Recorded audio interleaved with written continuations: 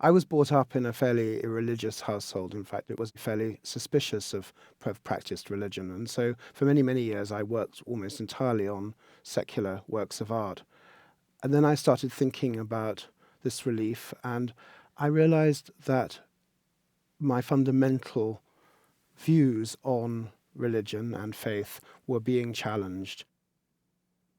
This has always seemed to me to be a very felt piece.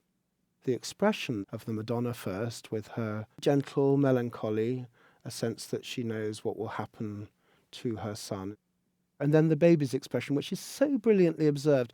He's holding whatever it was that he once had in his hand at just exactly the distance you would expect a baby to hold something from its eye while it's just trying to focus, when it's that age. Her tenderness, his wriggling inquisitiveness, makes them exactly as they should be, human.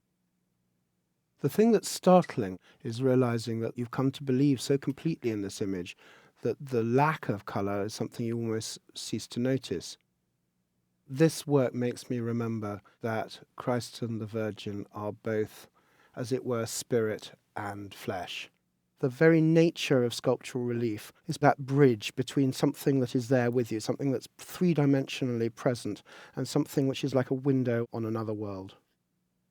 It moves very subtly and very elegantly between something which is touchable and tangible, like the chubby fleshiness of Christ's arm, like the slightly more bony protective hand of the Virgin, to other areas which are incredibly shallow, like this swirling snowstorm of seraphim that cushion and protect the two figures like clouds.